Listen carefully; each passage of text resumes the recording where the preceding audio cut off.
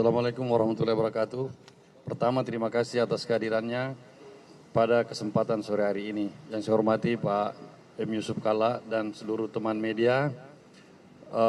Kesempatan ini kami mengundang Anda semua, saudara-saudara kami media, untuk memberikan atau ada sesuatu yang ingin disampaikan oleh Pak JK terkait dengan konten debat yang berlangsung pada debat ketiga beberapa hari yang lalu. Untuk mempersingkat waktu, saya persilakan ke Bapak M. Yusuf Kalla tersebut.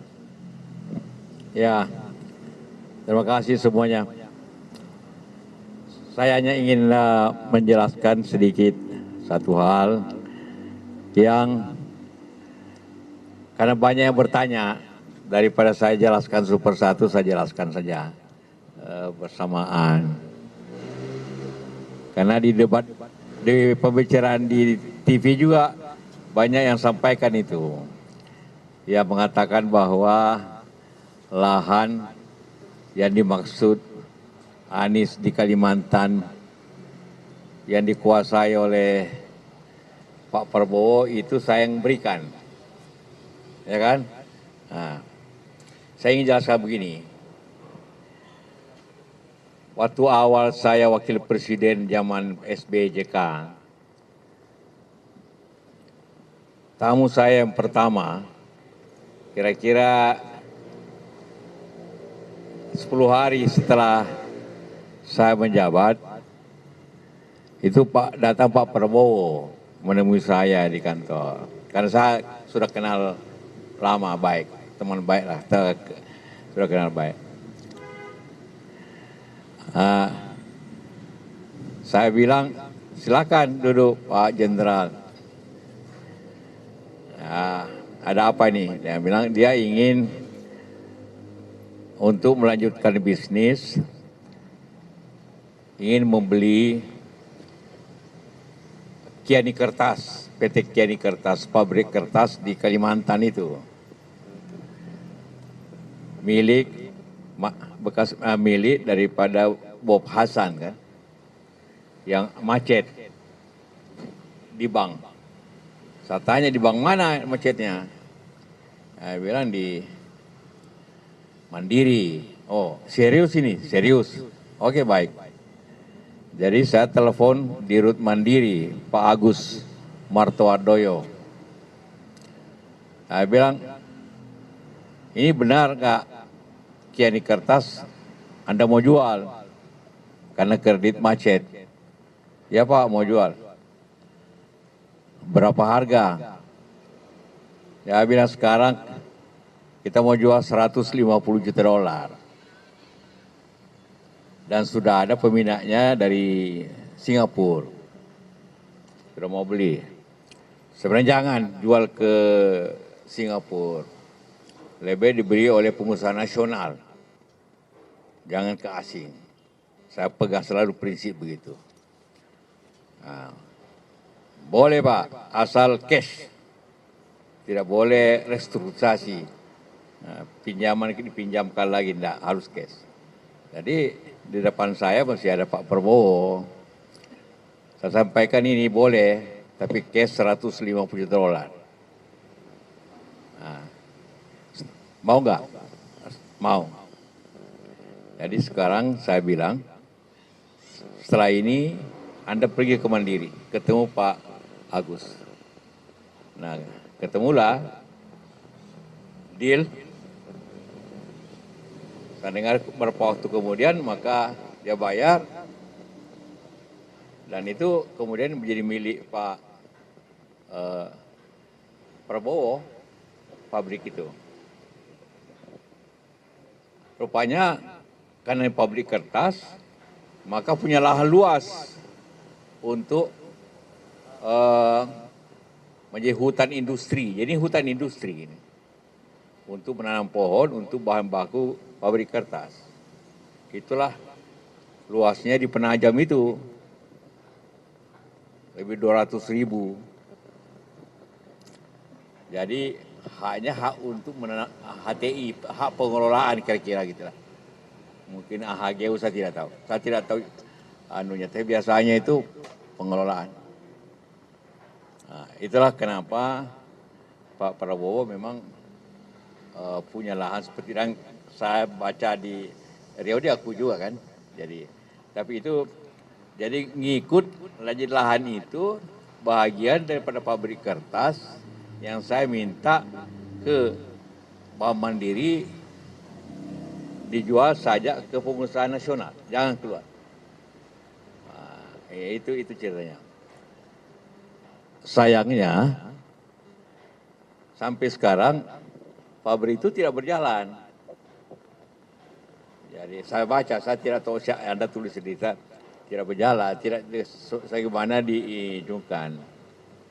Nah, jadi karena pabriknya tidak jalan baik gitu kan, otomatis lahannya juga tidak dipakai kan.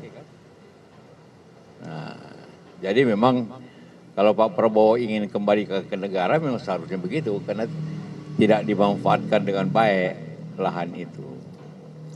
Jadi itulah kronologis daripada, jadi saya bukan yang saya berikan, bukan dia beli pabriknya. Pabriknya ada izin lahan.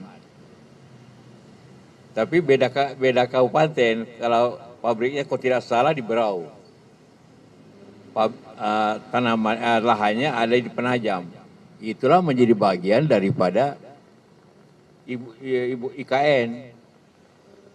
Jadi langsung apa itu menjadi bagian dari kota. Tidak salah itu jadinya. Saya tidak tahu jelas di mana tempatnya. Saya sudah setuju agar dijual ke pengusaha pribumi, nasional, apalagi pribumi. Nah, itu arahan saya ke Mandiri. Nah, itulah yang terjadi. Supaya jelas, jangan karena dia mengatakan, oh itu saya tidak punya hak untuk memberikan, yang memberikan itu Kementerian Kehutanan, tapi izinnya pabrik dan lahan. Nah, itu. Jadi memang ada itu, tapi dengan niat baik mula-mulanya, walaupun sayangnya tidak dijalankan dengan baik sehingga agak macet lagi. Nah, itu. Ada yang cukup? Silakan.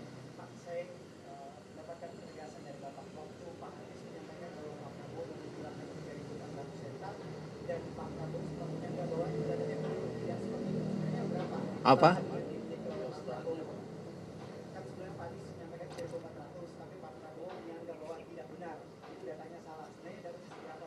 Kalau saya tidak tahu jumlahnya juga, tapi yang jelas ada ratusan ribu waktu itu. Dan malah Pak Prabowo di Riau kan mengatakan lebih dari itu, ya kan? Malah dibilang 500. Saya tidak tahu yang benarnya Pak. Saya hanya ingin mengatakan bahwa itu benar, tapi saya setuju bahwa dibeli oleh pengusaha nasional.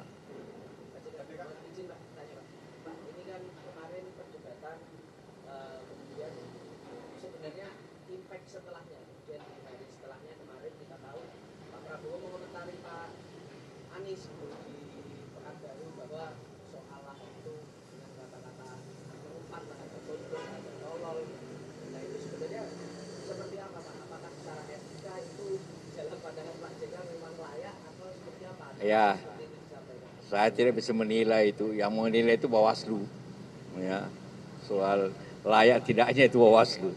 Pak JK, saya senang dari KBA-nya sih. Yang pertama, menurut Pak JK, lahan yang dimiliki oleh Prabowo sekarang itu statusnya apakah SHL, HGB, atau kepemilikan lainnya? Yang kedua, terkait dengan dikembalikan ke negara, apakah ada negara itu mengganti rugi atau ada biaya lainnya? Kalau untuk HTI biasanya hak pengelolaan. Ya, saya tidak tahu itu apakah HGU mungkin karena waktu itu yang tentu yang dikasih itu Bob Hasan waktu itu. Dia hanya beli dari bank karena macet. Ya, saya tidak tahu jelas karena saya tidak pernah lihat surat-suratnya. Saya hanya perintahkan, beli kasih ke pengusaha nasional. Tadi apa yang kedua? Oh, setiap hak itu kan memang benar, itu semua tanahnya milik negara. Ada batas waktunya untuk hak pengolahan, HGU ada batas waktunya. Kan itu kan kira-kira kalau itu saya waktu transaksi sudah 20 tahun, 2004. Waktu dibeli itu dari Mandiri, sudah 20 tahun. Sebelumnya tentu ada juga. Kalau lihat dari situ mungkin batas waktunya saya tahu kapan, tapi selalu ada batas waktu sehingga kembali ke negara. Oh, tadi. Lain.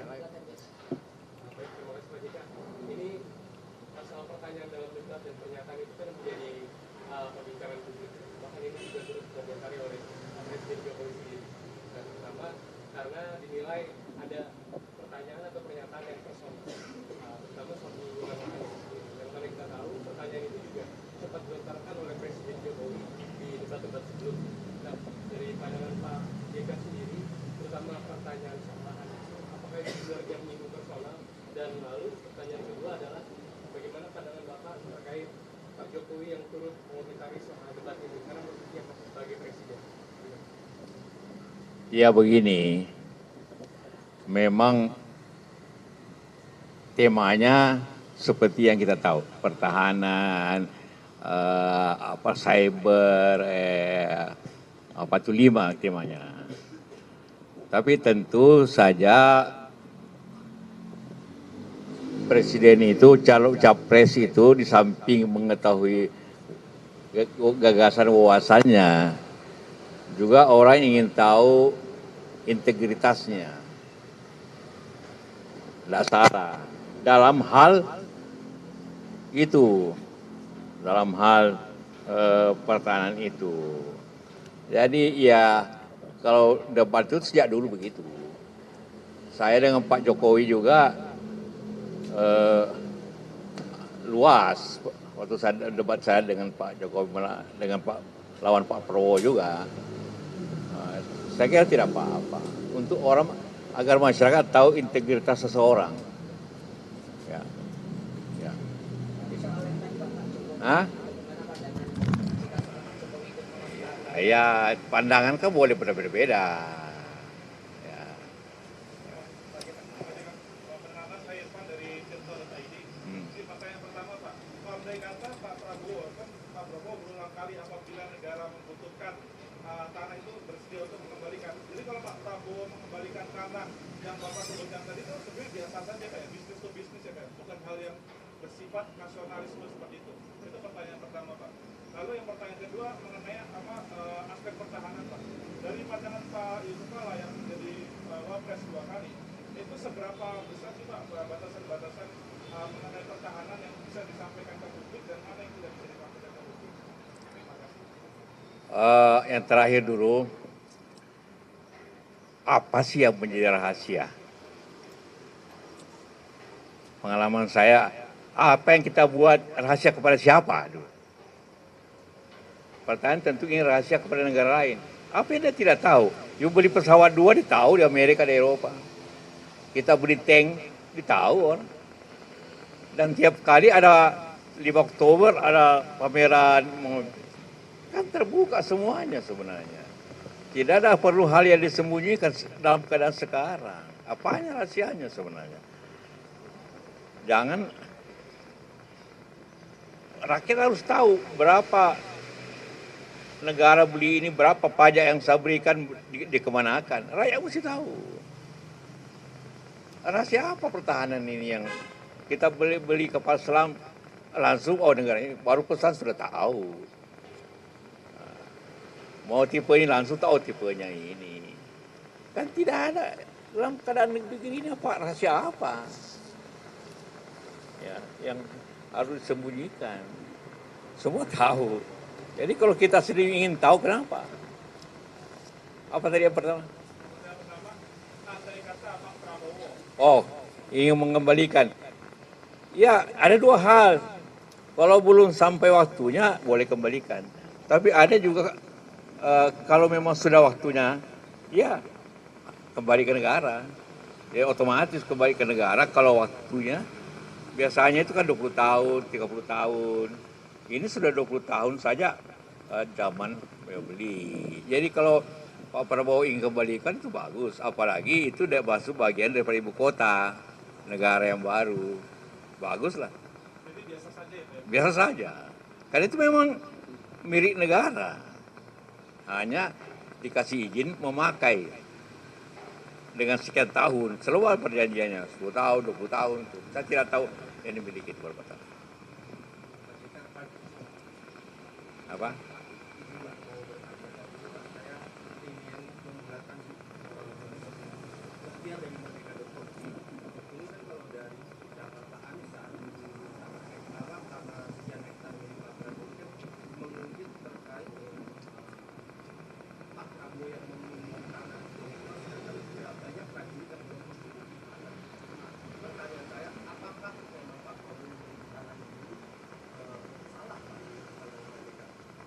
Tidak salah. Karena hanya memiliki sebagai memilih tidak salah sebagai pengusaha. Saya izinkan kok. Oh ya, untuk pemilihan tanah tidak ada salah. Karena ada izinnya. Cuma artinya ya hanya saya kira Anies berbicara tingkat keadilannya. Saya kira tidak bukan berbicara tentang hukumnya. Pak JK kan 2 kali menjadi wapres. Ah. Di sini ada perdebatan tentang alutsista bekas. Bagaimana menurut pandangan Pak JK? Sebenarnya bukan hanya bekas. Berapa harga bekas itu? Itu hal yang berbeda. Kalau ini kan harganya kira-kira 12 triliun 12 pesawat. Rata-rata saja ya. 1 triliun 1 pesawat. Pesawat yang umurnya 25 tahun. Jadi pertanyaan banyak pihak, pantas gak harga itu? Jadi bukan bekasnya saja. Berapa harga bekas itu? Saya kira pemerintah kan tidak satu kali ini beli barang bekas. Tapi selalu murah. Murah sekali kalau barang bekas itu. Apalagi sudah tua. Itu pertanyaannya sebenarnya. Tapi kata Pak Prabowo, dilihat dari masa kualitas pesawatnya masih bisa dipakai dalam beberapa jam. Saya tidak berdebat seperti itu. Tapi saya juga ada pesawat. Jadi saya ngerti pesawat itu kan. Jadi pesawat itu diukur dua umurnya. Karena umur itu sangat terpengaruh kepada teknologi. Kalau umurnya 25 tahun, artinya teknologinya 25 tahun lalu. Kalau lebih baru, pasti teknologi baru lagi. Di samping itu jam terbangnya berapa. Semua ada aturannya kalau pesawat terbang. Tapi yang penting itu. Ya. Kemarin Puan nampak memberikan salam kepada Pak Anies dan Caimin setelah debat, dan kemudian kemarin disampaikan oleh hari ini tadi disampaikan Pak Ganjar ada terbuka peluang kalau nanti di putaran kedua bekerja sama dengan Pak Anies. Kalau dari Pak JK sendiri sebenarnya juga sudah ada komunikasi belum sih Pak dengan teman-teman di PDIP atau mungkin dengan Bu Mega? Saya tidak tahu, saya tidak, itu komunikasi itu biasanya dari partai ke partai. Ya. Baru saja di Surabaya kan bilang misal putaran kedua kan bakal ada koalisi baru, dan koalisi baru itu yang bakal menang di Pilpres. Apakah ini berarti menandakan bahwa Pak JK yakin jika putaran kedua pasangan Prabowo Gibran pasti kalah? Kan sekiranya, ya kan? Ya, tidak sekiranya berarti tidak pasti, tapi ada kemungkinan sekiranya. Ya.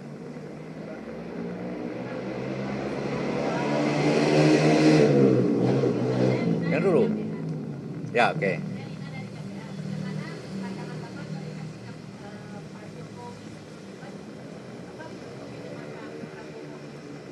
Apa?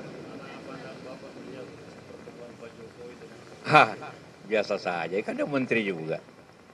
Nah, kalau dia undang menterinya duduk-duduk, ya silakan aja. Tidak ada soal. Ya. Cukup? Hah? Baik.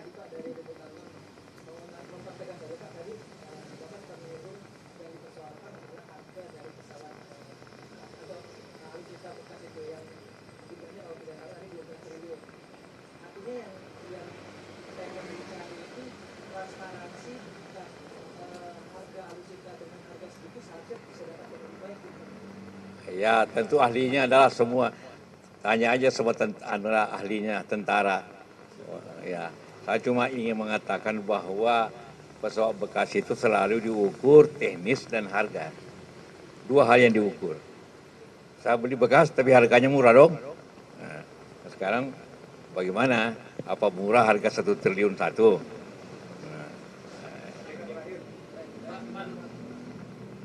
mempertegas sedikit soal tadi yang koalisi baru dan koalisi baru.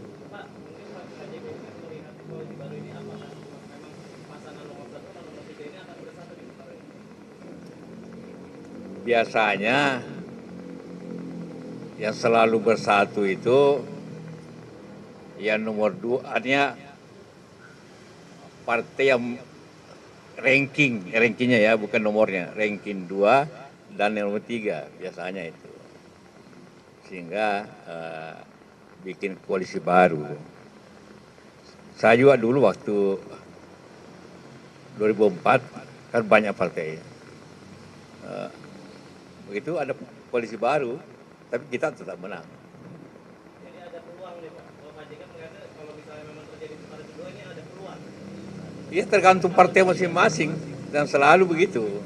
Jadi asal akal 3, maka yang menentukan suara itu yang terakhir di mana diarahkan partai. Pak JK, saya Rido dari SDP. Nah. Pak JK izin untuk menurut Pak JK sendiri untuk Kementerian Pertahanan pada saat debat kemarin itu kan terkait data harus ada yang rahasia atau konfidensial. Itu sebenarnya yang rahasia itu yang boleh diumbar ke publik itu seperti apa? Yang tidak boleh itu seperti apa? Saya tidak tahu, tapi seperti saya ingin ulangi, rahasia apa sih pertahanan kita? Bagian apa yang perlu dirahasiakan? Kalau hanya alutsista, kan bicara alutsista kan, apanya mesti dirahasiakan? Jangan rahasia itu hanya untuk menutupi sesuatu harga yang tidak wajar. Selalu begitu. Nah, ada perlu saya bahwa kita punya sekian Sukhoi, punya sekian F-16, semua orang tahu. Hah? Tidak ada itu yang di dunia ini apa rahasia? Berarti sah-sah saja kalau untuk dibuka di forum debat seperti itu. Oh iya, tiap 5 Oktober kan dipamerkan kita punya senjata alutsista semuanya. Jadi tidak rahasia, tidak ada disimpan di tempat rahasia nanti kita keluarkan. Kita kan tidak punya nuklir yang harus dirahasiakan di mana tempatnya. Terkecuali ada senjata-senjata yang rahasia yang hebat, biasanya itu dirahasiakan kekuatannya. Ini kan tidak ada juga.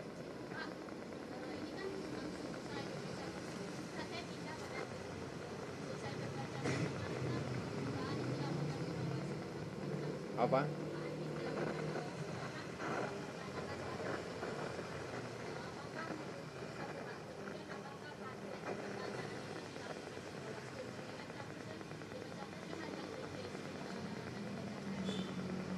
Bagus itu kedua Prasto. Kalau diperiksa, gampang Anies minta kesaksian dari Pak Jokowi. Kan yang pertama ngomong Pak Jokowi. Paling bagus sih jadi dua yang diperiksa. Anies tentu diperiksa. Dari mana datanya? Dari Pak Jokowi. Panggil Pak Jokowi. Baru rame negeri ini. Jadi bagus itu kalau diperiksa. Ya. Gitu ya. Apa? Petani.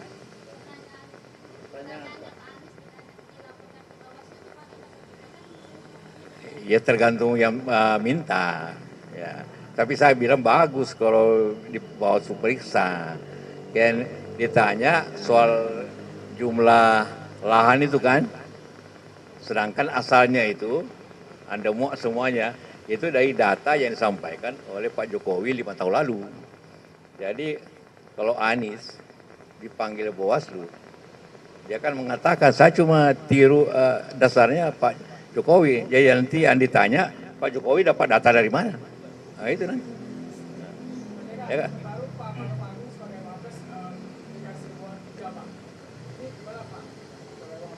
mau 1, mau 2, mau 3 terserah Pak Ma'ruf lah. Ah, kenapa apa juga? Karena Pak Jokowi juga begitu kan. Ya terserah dia, sebagai warga negara boleh-boleh aja. Ya. Pak JK, tanggal 14 Februari itu kan dicanangkan oleh Pak Anies sebagai hari perubahan. Bapak sebagai tokoh bangsa, apa yang ingin disampaikan Pak untuk rakyat Indonesia untuk mengubah jalan bangsa di 14 Februari? Tanya Pak Anies saja, yang mau robah kan Pak Anies. Saya belum tahu. Wih, apa?